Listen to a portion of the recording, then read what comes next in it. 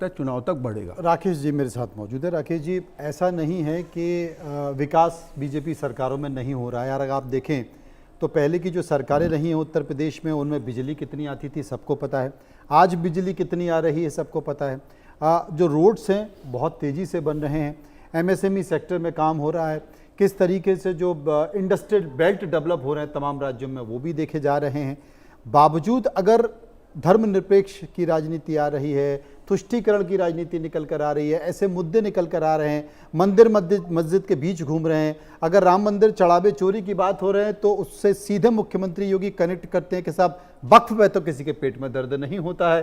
तो विकास की योजनाओं के बावजूद भी अगर ये ऊपर चले जाते हैं मुद्दे, तो ये मान लिया जाए कि भाई जैसे थाली होती है ना, थाली में दाल भी है, चावल भी है, सब्जी भी है, लेकिन अचार जब तक नहीं होता है तो वो अचार का जो मजा है वो मुझे लगता है चटपटा। तो अचार यही काम करेगा, यही अचार काम करेगा। जिस तरह से मनोज जी ये मसला उठा है, आपने देखा कि मथुरा की बात हो, संबल की बात हो, अब जिस तरह से ये सवाल हो रहा है कि आखिरकार सुप्रीम कोर्ट को फैसला क्यों देना पड़ा।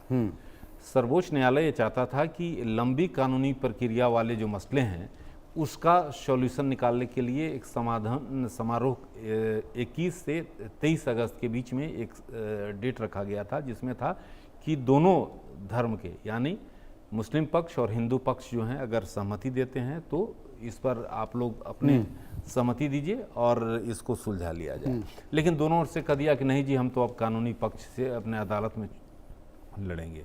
लेकिन ये जानते हैं कि ये जो अगर जिस पिच पर ये आया है ये सूट करता है बीजेपी को, और ऐसी स्थिति में जो आप कह रहे हैं कि दाल भात तो है लेकिन अचार आपका, तो ये अचार का काम करेगा। और ऐसी स्थिति जबकि राम मंदिर में जो चढ़ावा चोरी का मुद्दा अभी शांत नहीं हुआ है और जिस तरह से रोज़ खुलासे हो रहे हैं, और ऐसी स्थिति में अगर ये मसला उभरता है तो बीजेपी के लिए सोने पे सुहागा होगा और बीजेपी इसे आने वाले चुनाव में इससे पूरी तौर पर भुनाएगी। देखिए, हम अपने दर्शकों को बता दें कि भाई उत्तर प्रदेश की हम चर्चा क्यों कर रहे हैं। हम इसलिए चर्चा कर रहे हैं क्योंकि उत्तर प्रदेश का चुनाव अब बहुत ज़्यादा दूर नहीं है।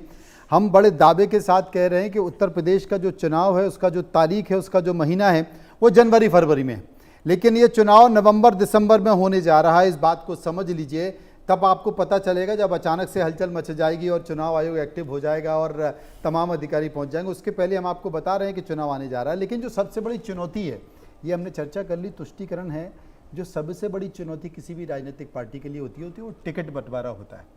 और आज भी मुझे लगता है कि पहले जब सुनील बंसल थे उत्तर प्रदेश के प्रभारी, तब भी ये बहुत सारा लड़ाई झगड़ा और नाराज़गी देखी गई। आज भी मुझे लगता है आज तो स्थितियां वहां और क्रिटिकल हो गई हैं, क्योंकि बहुत सारे चाहे वो क्षत्रिय लीडर हों या ब्राह्मण लीडर हों और मुखर हुए हैं, बीजेपी मुर्दाबाद के नारे लग सकते हैं, मुख्यमंत्री को गाली दे सकते हैं। तो मुझे लगता है कि उत्तर प्रदेश की जो तासीर है वहाँ की ज़मीन की, वहाँ के राजनेताओं की, वो मध्य प्रदेश से ज़्यादा गर्म है। तो मुझे लगता है जो टिकट वितरण वगैरह होगा वहाँ पे जो अपना पराया होगा उसकी स्थिति भी मुझे लगता है बड़ी एक संकेत निकल कर आया। जी देखिए, आप नरोत्तम मिश्रा के अच्छे मित्र हैं, रहे हैं, होंगे, मैं नहीं कह रहा हूँ वह कि नहीं है लेकिन नरोत्तम मिश्रा का जो टिकट कटा है वो हैरान करने वाला तो है।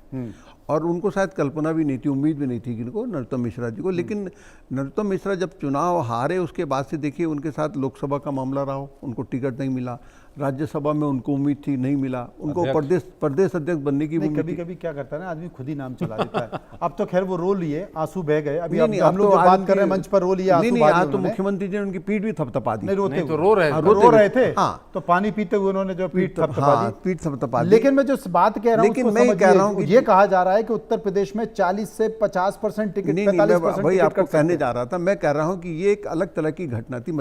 लेकिन जहाँ तक उत्तर प्रदेश की भाई, ये मेरे को लगता है बीजेपी के इतिहास, बीजेपी की जहाँ तक मुझे नहीं पता इस तरह का किसी भी के टिकट कटने पे 2014 के बाद से, हाँ 2014 के बाद से देश भर में ऐसी कोई घटना, मोदी और अमित शाह की बीजेपी के राज में कहीं पहली घटना थी इस तरह के जो वहाँ पर इस्तीफे हुए और लोगों ने हिंसा भी, गाली गलौज तमाम बातें हुई। खैर, लेकिन उत्तर प्रदेश की राजनीति में मुझे लग रहा है कि अभी जो हालात देश के बने हुए हैं उस हालात में मुझे नहीं लग रहा कि बहुत ज़्यादा उत्तर प्रदेश में कोई ज़्यादा विद्रोह या आवाज़ उठाने की स्थिति में होगा नेता आज के दिन में। क्योंकि अगर अब 10-12 साल के शासन को अगर आप देखें, उत्तर प्रदेश में 10 साल होने वाले हैं। इस 10 साल में एक तो योगी अपने आप में बहुत बड़ा चेहरा बन चुके हैं यूपी के अंदर, है ना। किसी की इतनी हिम्मत नहीं है उनको कोई चैलेंज कर पाए।